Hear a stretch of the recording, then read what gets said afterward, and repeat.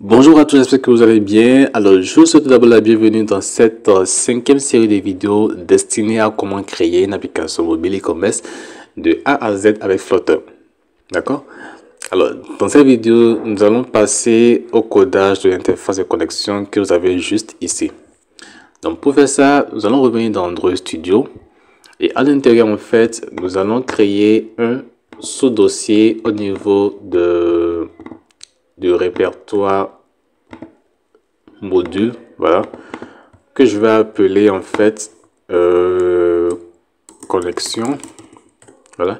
Et à l'intérieur de ce sous-dossier, je vais créer un dossier pour la vue, donc view, voilà, et un autre dossier pour le contrôleur pour gérer en fait toutes les méthodes qui seront en rapport avec la connexion. Donc un dossier contrôleur, voilà. Donc à l'intérieur du dossier view, vous allez faire un clic droit et créer un autre fichier que nous allons appeler login.dart. Donc j'importe le material.dart, voilà. Et cette classe là en fait sera une classe dynamique parce que nous avons la méthode de connexion qui est présente là, d'accord. Donc pour la classe dynamique, nous allons écrire STF, donc pour stateful widget, et quand ça apparaît, vous faites un contrôle et ça génère la structure qui est rapport avec l'interface dynamique. Donc ça, je crois que vous êtes déjà habitué à ça. Donc le nom de la classe, je vais appeler ça login, voilà. Et ce bouton, cette interface login en fait, nous allons la lier au bouton login qui est juste ici en fait, d'accord. Voilà, donc je reviens sur l'interface d'accueil, le home, et notre bouton, d'accord, notre bouton par défaut, il n'est pas cliquable, d'accord. Alors en fait, dans Flutter, il y a un widget qui nous permet de rendre cliquable n'importe quel élément, que ce soit des boutons, des textes, des icônes. Ce widget permet de rendre cliquable n'importe quel widget, d'accord. Donc c'est ce que nous allons utiliser ici. Alors je vous montre un peu rapidement comment ça se passe. Vous allez cliquer sur le button component, d'accord. Vous cliquez sur notre widget comme ceci, d'accord, et vous cliquez sur la combinaison de touches Alt entrée de votre clavier, Alt entrée. Ou si vous ne voulez pas, une fois que vous avez cliqué sur le widget, vous cliquez sur l'ampoule jaune qui est là, et voilà, la boîte est bien là. Donc nous, ce que nous voulons faire, nous voulons envelopper notre widget par un autre widget, d'accord. Donc l'enveloppement en fait c'est ça qui est le wrap ici. L'enveloppement en fait c'est ça qui est le wrap ici, d'accord. Donc nous voulons wrap, donc nous voulons envelopper notre widget présent par un autre widget. Donc vous choisissez la première option, d'accord. Donc après avoir fait ça en fait, nous devons préciser le nom du widget par lequel nous voulons envelopper le widget que nous avons sélectionné. Donc ce widget c'est le widget Inkwell, voilà.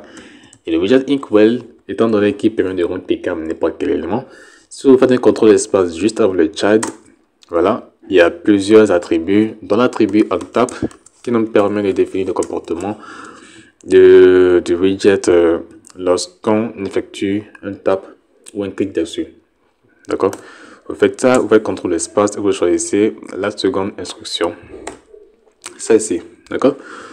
Donc en fait nous allons dire en fait que si on clique sur le bouton login, qu'on puisse passer vers l'interface login que nous venons de créer, d'accord. Donc je vais faire un navigator.push, d'accord, material page route, voilà, et je pointe vers la classe login que nous avons créée et je mets le point virgule de fin. Voilà, donc nous allons tester un peu tout ça. Je relance l'application.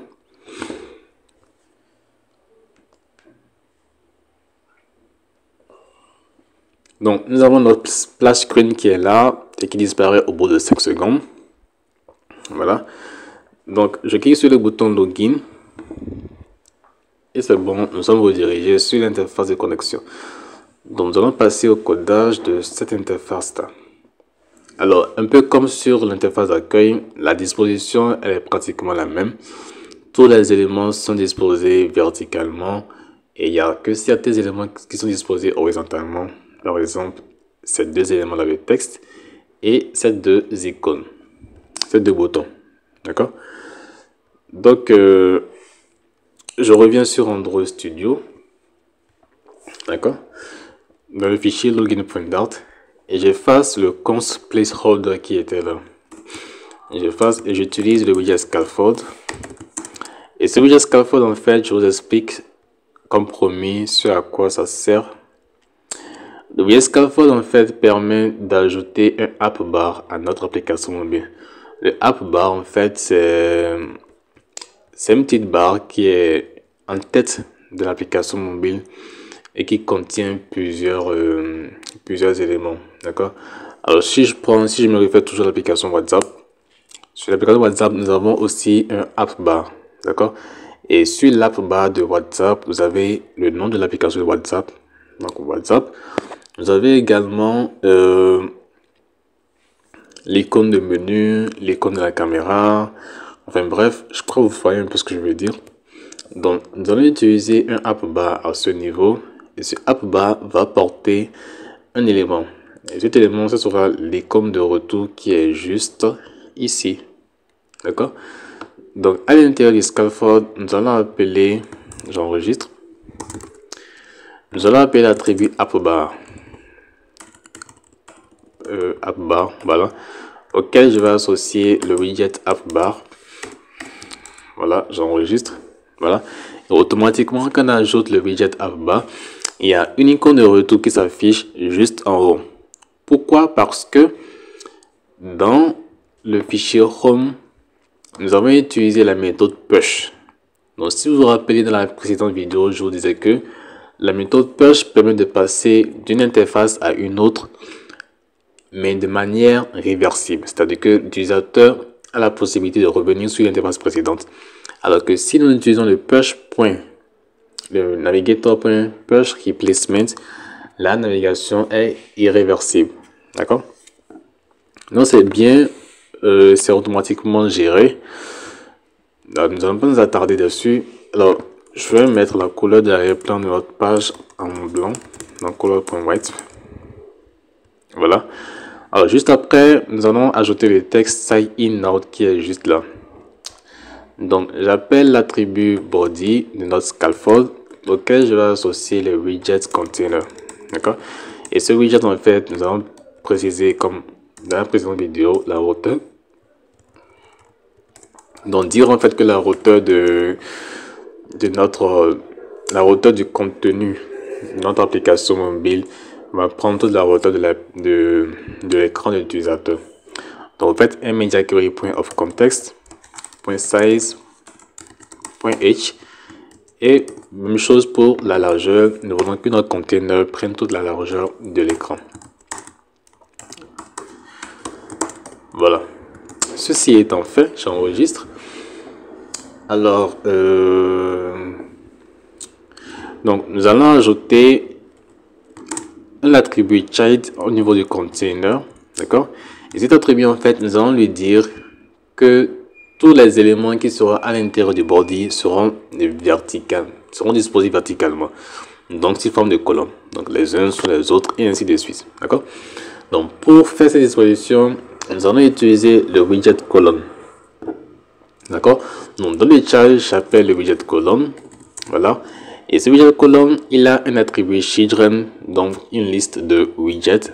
D'accord? À l'intérieur de ce children, nous allons ajouter le texte, donc text component. Texte, voilà. Et comme valeur, ça sera sign in now. J'enregistre. Voilà, le texte est bien là. Alors, je ne sais pas si vous voyez un peu la différence. La couleur du app bar est différente de la couleur du corps de l'application mobile. C'est un peu normal parce qu'on n'a pas défini la couleur, pardon. Donc, à l'intérieur du widget app bar, vous allez faire un contrôle d'espace et vous allez cliquer sur l'attribut background color. D'accord? Alors, cet attribut-là, nous allons lui passer comme valeur colors.transparent. Donc, pour dire en fait que la couleur du app-bar va s'adapter à la couleur de ce qu'il y a derrière ça en fait. D'accord? Donc, colors.transparent, j'enregistre. Et c'est bon. Alors, la deuxième chose, sur la maquette, le sign-in, il est gras et il est très grand. Donc, j'appelle l'attribut, virgule, attribut F2V pour dire si le texte est gras, auquel je vais associer fontwave.bold. Fontwave.bold. Voilà. Et la taille du texte, je vais le mettre à 30 pour voir. Oh, est-ce que 30 c'est bon? 30 c'est trop, je vais le mettre à 25. Ouais, je pense 25 c'est parfait. D'accord. Ceci étant fait, nous devons utiliser la variante gras de la police. Donc, au niveau de l'attribut family, vous allez mettre bold. Ok, parfait. La deuxième chose que nous allons faire, nous allons créer le formulaire. D'accord? Donc, un formulaire pour l'adresse email et un autre pour le mot de passe. Je vais rapidement faire un tour sur la maquette pour voir. Alors, le formulaire ici, il est présent sur d'autres interfaces. Donc, sur l'interface de connexion sur laquelle nous sommes, le formulaire, enfin, la zone de texte est également présente sur d'autres interfaces, dans l'interface de description, interface pour réinitialiser son mot de passe. D'accord? Donc, en fait, ce widget-là est assez utilisé. D'accord? Vous comprenez bien déjà un peu l'idée que j'ai en tête. Donc, nous allons essayer de personnaliser tout ça pour faciliter un peu son utilisation. D'accord? Nous allons créer en fait un modèle de formulaire que nous allons utiliser à chaque fois sur nos interfaces. Alors, d'accord? Donc, je vais créer à l'intérieur du dossier component. Nous allons créer un autre fichier que je vais appeler form component. Form underscore component. Voilà. Et j'importe le material.dart, ne jamais oublier. Voilà. Et juste après ça, en fait, je vais créer une classe. D'accord? Une classe que je vais appeler form component également. D'accord? Et cette classe va hériter de la classe stateless, parce que c'est un truc statique. Stateless widget, j'enregistre. Et je mets le curseur, je clique sur le form component, je mets le curseur dessus. Et je clique sur create one missing override. Voilà, c'est parfait. Donc j'efface le throw et la partie commentée en jaune. Voilà, et je fais un return. Alors, nous allons retourner en fait le widget qui est supposé gérer tout ce qui a rapport aux zones de texte. D'accord? Et sous Flutter, ce widget, c'est le widget text form feed. D'accord? J'enregistre, je fais point virgule. Voilà. Alors, je vais le mettre directement sur notre page de connexion pour que vous puissiez voir les modifications au fur et à mesure. Donc, je vais dans login et juste en dessous du texte, nous allons créer un espace comme ceci. Donc, moi, je vais mettre l'espace à 40. Donc, je fais H40 et juste après ça, en fait,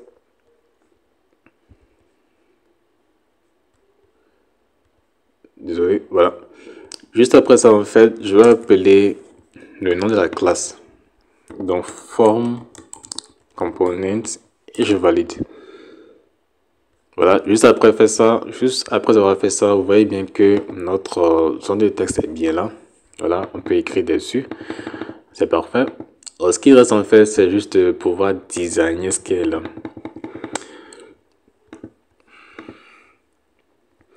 Alors, nous allons anticiper un peu sur les événements.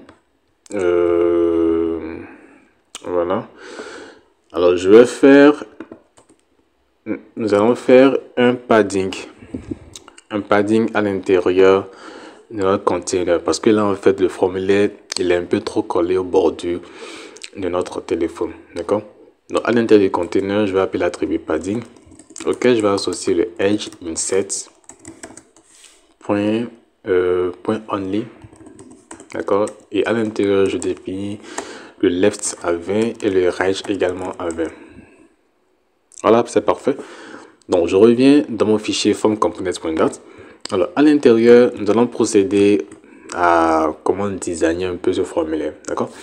Donc, je vais contrôler l'espace à l'intérieur du widget text form feed pour pouvoir voir les attributs qu'il possède, d'accord? Alors, les attributs qui sont là, nous allons parcourir un peu. Alors, déjà, la première chose, nous allons essayer de mettre les bordures autour de notre formulaire, d'accord? Donc, pour ça, je vais contrôler l'espace. Nous allons parcourir un peu. Est-ce qu'il y a un attribut bordure? Non. Il y a un attribut decoration, juste ici. Et son type de retour, c'est input decoration.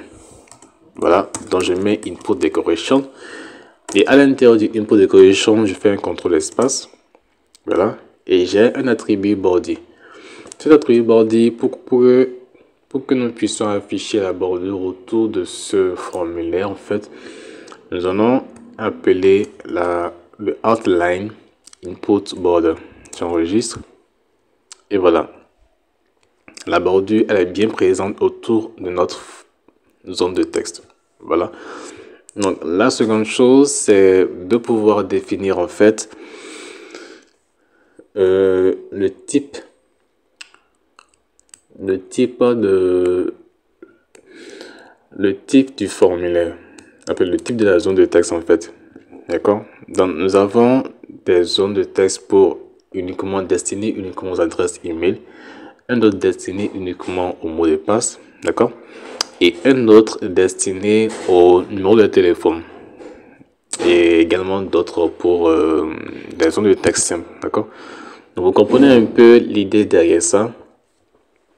Nous voulons que lors de l'appellation de ce widget-là, lors de l'appellation du formulaire, qu'on puisse être en mesure, en fait, de pouvoir passer en paramètre le type de... Voilà quoi, le type que l'utilisateur va entrer dans la zone de texte, d'accord? Donc, je reviens dans le widget text form feed. Je vais faire un contrôle espace pour voir les attributs. Alors, je scroll. Il y a un attribut keyboard type. Et son type de retour, c'est text input type. D'accord? Donc, par défaut, je vais mettre text input type. Je fais un point. Point email adresse par défaut. J'enregistre. Voilà. Je pense que c'est bon. Voilà, c'est parfait. Juste après ça, pour les champs de type mot de passe, en fait, nous devons être en mesure de pouvoir cacher le mot de passe que l'utilisateur est en train d'entrer. D'accord? Et juste après ça, également ajouter une icône à la fin, à droite de la zone de texte. D'accord? Donc, pour ce qui est de cacher le mot de passe, à l'intérieur du widget text form feed, il y a un attribut qui nous permet de gérer ça. L'attribut, c'est obscure text, d'accord? Et son type de retour, c'est un boolean. Donc, si on passe la valeur à true, alors tout ce que nous allons entrer dans la zone de texte sera masqué. Donc, je fais un petit test, j'enregistre. Je reviens sur l'émulateur, je tape n'importe quoi et c'est bon, c'est masqué. D'accord? Donc, j'efface tout ça.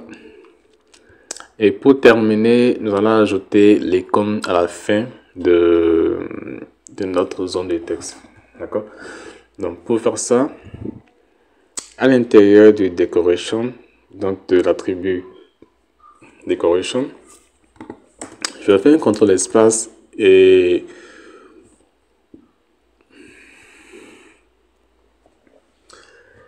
vous allez chercher l'attribut suffixe icon. Suffixe icon, voilà, auquel nous allons associer icon en parenthèse icons point. Ça c'est un œil dans point AI. Remove outline eye. Voilà, j'enregistre. Voilà, et l'œil il est bien présent là. D'accord. Alors maintenant, ce qu'il faut faire en fait, dans la classe form component que nous avons créée, nous allons créer des variables qui vont stocker tous ces éléments là. D'accord. Donc à l'intérieur de la classe, je vais créer une variable pour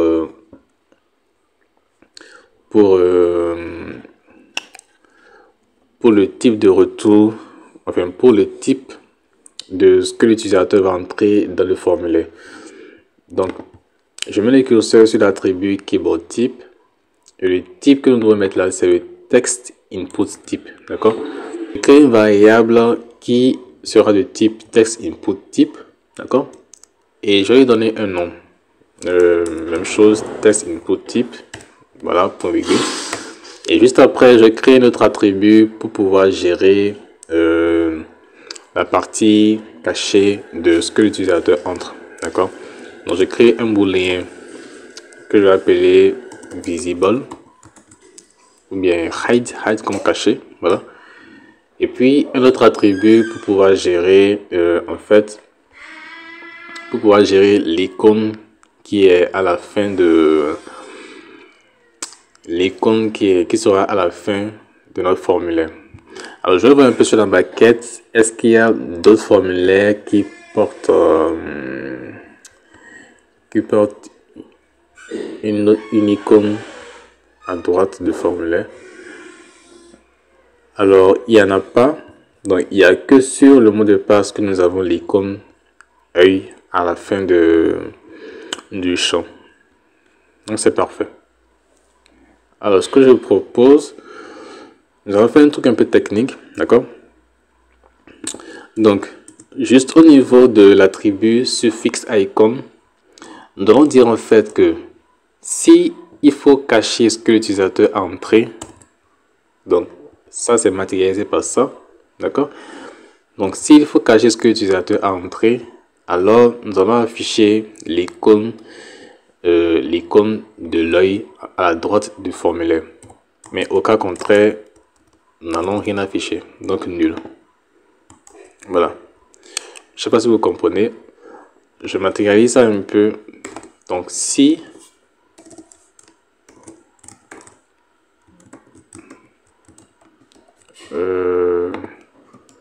voilà. Donc je vais faire un if. Donc si hide est égal à true, d'accord, alors afficher l'icône de l'œil, d'accord. Sinon au cas contraire, donc else, ne rien afficher, donc nul, d'accord. En fait ça c'est la forme développée. Alors pour pouvoir factoriser tout ça, toujours pour mieux gagner du temps, la partie if hide égale à true, c'est matérialisé par ça en fait. Donc juste écrire le nom de la variable et mettre le point d'interrogation. Donc pour dire en fait si le hide est true, alors on affiche l'icône de l'œil. Au cas contraire, on n'affiche rien. D'accord. Donc juste après ça en fait, je vais créer le constructeur de la classe, donc form component. Voilà le point virgule de fin. Et à l'intérieur en fait, nous allons définir l'utilisation que nous ferons de ces variables là. D'accord. Alors par défaut la variable hide sera égale à false. Donc en fait 10.hide qui sera égal à false. Et juste après pour la variable test input type, Par défaut, ça sera destiné uniquement à destiné uniquement aux adresses email. D'accord? Donc je vais faire record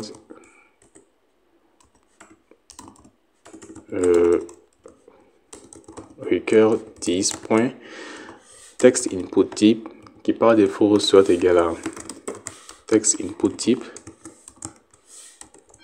Voilà, point email adresse. Et j'enregistre.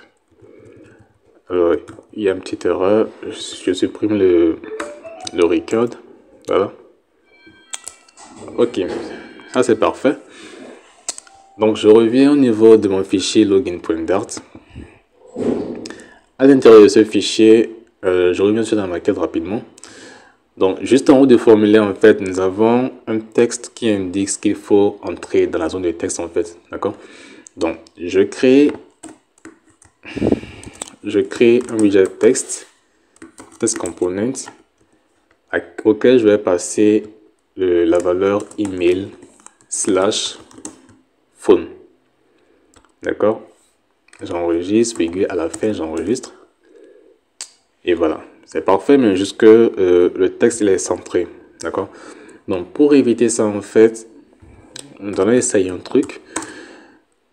Nous allons, au niveau de l'attribut, au niveau du widget column, nous allons ajouter un attribut que je vais appeler cross axis element. Donc, l'attribut cross axis element permet de définir la disposition verticale. De tous les éléments qui seront à l'intérieur du widget column. D'accord? Donc, dans le widget column, j'ajoute l'attribut cross axis element auquel je vais associer le cross axis element. D'accord? Encore, je fais un point start. J'enregistre et c'est bon. Alors, le texte sign in now, nous allons le centrer. Donc, pour faire ça, vous cliquez sur le texte component. Voilà. Ensuite, vous cliquez sur l'ampoule qui est là. Nous allons envelopper ce texte-là par ce widget par un autre widget qui nous permettra de centrer les éléments. D'accord? Donc, pour faire ça, je vais utiliser le widget center. Et c'est parfait. Donc, je continue. Nous allons augmenter un peu la taille du texte email /from. Donc, j'appelle l'attribut text size auquel je vais me passer en valeur, la valeur 16. 17 alors. Voilà, c'est parfait. Et sur la maquette, en fait, il y a un petit espace entre le texte et la zone de saisie, en fait.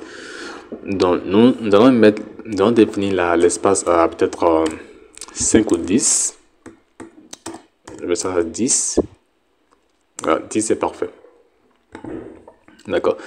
Donc, nous ferons également de même pour le mot de passe. Donc, je duplique ici. Voilà.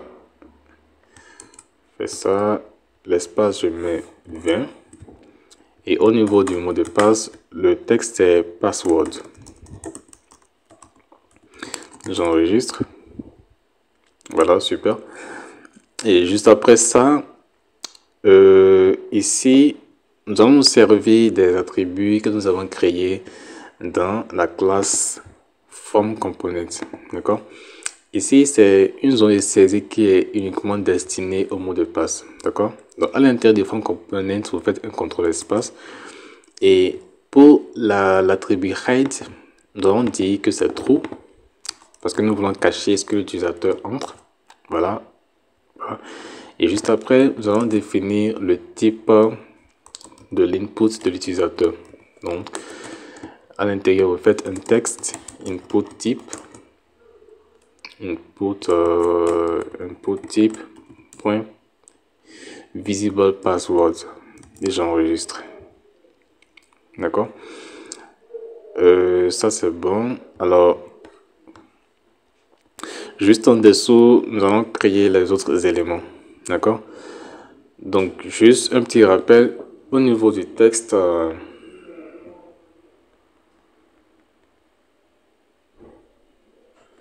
Alors, juste un petit rappel au niveau du texte, remember me et le forgot, ces deux éléments-là sont disposés horizontalement, donc côte à côte, d'accord? Alors, pour faire cette disposition horizontale sous Flutter, le widget qui nous permet de le faire, c'est le widget raw, d'accord? Donc, raw, contrôle espace. Donc, tout ce qu'on mettra à l'intérieur de ce widget raw sera disposé horizontalement, les uns à côté des autres, d'accord? Donc, le premier élément, c'est, nous avons un texte component, d'accord, qui a comme valeur remember me. J'enregistre. Voilà. Alors, sa couleur, je vais la mettre à colors.black 12. Donc, la variante 12 de la couleur black. C'est un peu trop. La variante 38. Voilà, c'est parfait. Et juste après, nous avons un second texte pour le mot de passe oublié. Donc, la valeur c'est forgot password. J'enregistre et la couleur c'est du bleu. Donc, main color. Voilà, super. Alors, juste après ça, nous allons créer l'espace entre les deux éléments qui sont là. D'accord? Donc, pour faire ça, à l'intérieur du widget row, juste après la parenthèse ouvrante, vous allez faire un contrôle espace et nous allons appeler l'attribut main axis alignment. D'accord? Donc, l'attribut main axis alignment permet de définir en fait la disposition qui sera faite sur l'horizontale en fonction des éléments qui sont à l'intérieur du widget. D'accord? Donc, j'appelle l'attribut main axis alignment auquel je vais associer main axis alignment .space between. D'accord? Parce que nous voulons faire un espace entre les deux textes qui sont là. J'enregistre et c'est parfait. Alors, je vais mettre le second texte en gras pour qu'on puisse bien le voir. Donc, F2V font wave.bold. D'accord, j'enregistre, c'est parfait. Alors, juste après ça, juste en dessous, nous avons le bouton login. Donc, voilà, je crée d'abord l'espace entre les textes puis le bouton qui est là. Donc, je fais un H, l'espace sur la hauteur. Donc, je mets la valeur à 20 par exemple. D'accord. Et juste après, j'ajoute le button component. La valeur du texte est login. Et la couleur, c'est du bleu. Donc, main color. J'enregistre. C'est parfait. Alors, juste après ça, juste en dessous, nous avons un grand espace. Donc, l'espace, je vais le mettre à... je vais mettre H80 pour voir. D'accord. Et juste après ça, nous avons ceci. D'accord. Nous avons ceci. Donc, pour ça, en fait, nous allons voir comment faire ça. Donc, pour faire ça, déjà, nous allons attaquer la première partie. Donc, la bande horizontale qui est là, le texte au centre et de l'autre côté, la bande horizontale. D'accord? Alors, je vais tester un truc rapidement pour voir si ça va marcher. Donc, juste après ça, déjà, la première chose qu'il faut remarquer, c'est que ces trois éléments-là sont disposés horizontalement. D'accord? Donc, l'un à côté de l'autre, l'un à côté de l'autre. Et si vous vous rappelez tout à l'heure, comme je le disais, pour faire la disposition horizontale de plusieurs widgets, nous utilisons le widget row. Le widget row permet de disposer horizontalement tous les éléments en fond qui lui sont attribués. D'accord? Donc, j'écris les widgets row. Voilà. Auquel je vais passer l'attribut children. Et dans cet attribut, en fait, il y a... Donc, à l'intérieur du widget children, nous allons créer cette petite bande là, horizontale là. Donc, en fait, on peut dire en fait qu'il s'agit d'un container, donc d'une boîte qui a peut-être une hauteur de 1, d'accord, et une largeur qui est assez grande, d'accord. Donc, moi, je vais créer un container. Donc, je crée une boîte qui aura pour hauteur 1 et qui aura pour largeur, je vais mettre par exemple 200, d'accord. Et je vais définir la couleur. La couleur, je vais le mettre en noir, peut-être black 38. J'enregistre, voilà. La bande, elle est bien présente, comme vous le voyez. Donc la hauteur, la largeur, je vais la mettre à 150 ou peut-être 120 pour l'instant, d'accord. Et juste après ça, juste au milieu, je vais ajouter le texte, un test component qui aura pour valeur ce qui est là, d'accord. Donc continue with voilà. Et juste à droite, nous avons encore la petite bande qui est là. Donc je copie et je colle. Voilà, c'est parfait. Jusque c'est un peu trop collé, d'accord. Donc pour faire ça, nous allons créer un espace horizontal entre les éléments, d'accord. Donc à l'intérieur du widget row, il y a un attribut, bon, l'attribut main axis element, comme je vous l'expliquais, qui permet de définir en fait l'alignement ou bien l'espace qui sera entre les éléments, mais sur l'horizontal, d'accord. Alors cet attribut main axis element, je vais lui associer le widget main axis element. Je vais faire un point space et round, donc pour créer un espace entre chacun de ces éléments là. J'enregistre. Alors c'est pas très visible, c'est pas grave. Nous allons créer l'espace manuellement. Alors juste un petit rappel, nous avons créé un widget W, donc qui nous permet de créer une boîte vide en fixant la valeur horizontale. Donc c'est ce que nous allons utiliser. Donc nous allons faire un W auquel vous allez passer en valeur peut-être 20. J'enregistre. Voilà. Nous avons bien l'espace qui est là. Et juste après, nous allons faire de même juste après le texte et j'enregistre. Voilà, c'est super. Alors, si vous vous rappelez toujours lors de la première série de vidéos, je vous faisais comprendre en fait que lorsque vous voyez cette bande là qui est là, la bande jaune, c'est pour dire en fait qu'il y a un dépassement anormal, d'accord. Et ça c'est en fait dû au fait que nous avons précisé la largeur des bandes, d'accord. Donc nous allons faire ça de manière un peu automatique, d'accord. Donc je vais envelopper le widget container dans le premier widget container pour la première bande. Je clique dessus et je l'enveloppe par un autre widget que je vais appeler le widget expand, d'accord. Le widget expand en fait permet d'étendre au maximum l'élément en fond, d'accord. Donc nous allons faire également de même pour le second widget, pour la seconde bande dans le second container. Vous cliquez dessus, ensuite vous cliquez sur l'ampoule qui est là, wrap with widget et vous mettez expand. Vous enregistrez et voilà, c'est automatique, d'accord. Alors juste après ça, nous allons rapidement terminer. Nous allons créer ces deux boîtes là, puis le texte qui est en bas.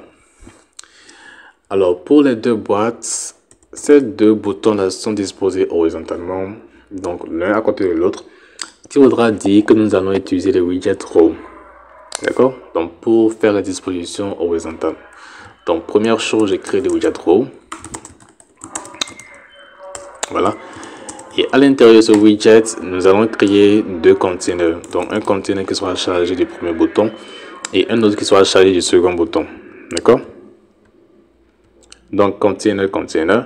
Alors pour le premier container, je vais donner comme hauteur 60 et la largeur, nous allons la laisser, d'accord. Nous allons faire en sorte que la largeur soit un peu automatique, d'accord. Donc c'est ce que nous allons faire. Mais pour l'instant, pour que nous puissions voir un peu le rendu de ce que je fais, nous allons envelopper ce widget là, d'accord. Nous allons envelopper le container là par un autre widget que je vais appeler le widget expand, donc qui nous permettra d'étendre au maximum notre container sur l'horizontale, d'accord. Donc j'enregistre, il n'y a rien, c'est normal. Donc là en fait nous allons ajouter un attribut border, non, un attribut decoration, voilà.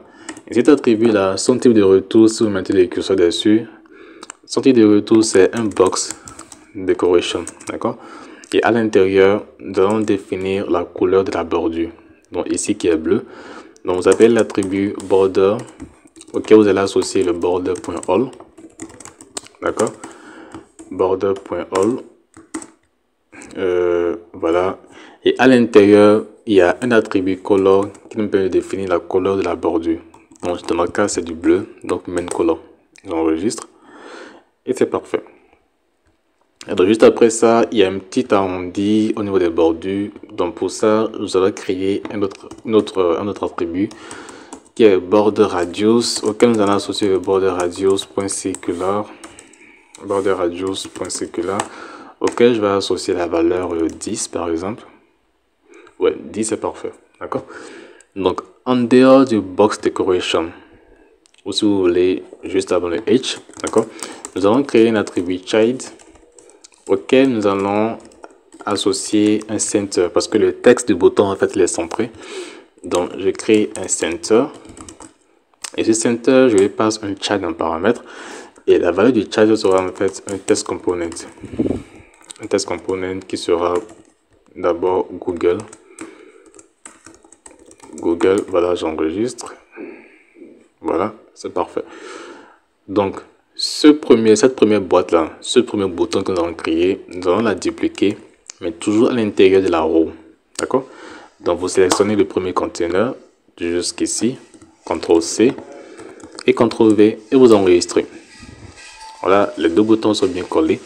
Donc nous allons créer un petit espace entre ces deux boutons là. Donc l'espace est sur l'horizontale, donc nous allons appeler le widget W auquel je vais passer en valeur 20 par exemple. J'enregistre, c'est parfait. Et juste après, nous allons espacer ces deux boutons là du test qui est en haut. Donc juste avant la row, je crée un H que je vais mettre à 20. Et c'est parfait. Et pour terminer, nous aurons le bouton, le test qui est en bas. Alors ces textes là sont de... Enfin, il y a deux tests qui sont là, d'accord? Donc un test à gauche et un test à droite, d'accord? Donc la disposition, elle est horizontale, je vous le rappelle encore. Donc pour faire la disposition horizontale, nous devrons utiliser les widgets row, d'accord? Le widget row, ça permet de disposer horizontalement tous les éléments qui lui sont attribués au niveau de l'attribut children, donc de l'attribut enfant, d'accord? Donc juste après ça, je fais une virgule, je vais créer un espace de 40. Voilà, j'ajoute la row et dans cette row, nous allons ajouter deux textes. Donc un pour le premier texte en noir, don't have any account. Don't have any account, j'enregistre. Voilà. Et juste à côté, nous avons un autre test en bleu qui est sign in. Sign up. Voilà. La couleur, elle est en bleu. Donc main color. Voilà, c'est parfait. Alors, je vais mettre ça en gras. Juste pour qu'on puisse bien voir. Donc, j'ajoute l'attribut frontwave.board. D'accord. Et je ferai également de même pour le second test, frontwave.board. C'est parfait. Alors, juste pour terminer, nous allons centrer ces deux éléments-là. Donc, pour tout ce qui est rapport à la disposition horizontale du widget, d'accord, nous utilisons l'attribut main_axis_element de la row. Donc, l'attribut main_axis_element, nous y associons la même chose, donc main_axis_element.center. Et c'est parfait. Voilà, c'est tout pour cette vidéo. La vidéo a été un peu longue. Je vous pose mes excuses un peu pour ça. Alors, parce que en fait, vous voyez, j'explique beaucoup plus et mieux comprendre ce que nous faisons. Mais je crois quand même que nous évoluons très bien. D'accord? Donc, la prochaine fois, les choses iront un peu plus vite parce que pour l'interface d'inscription, nous aurons juste à dupliquer l'interface de connexion et à remplacer les trucs rapidement. D'accord? Alors, je vous remercie pour m'avoir suivi jusqu'à la fin. Si vous avez des questions et suggestions, n'hésitez pas à me les faire parvenir en commentaire. Allez, on se dit à plus tard. Ciao, ciao.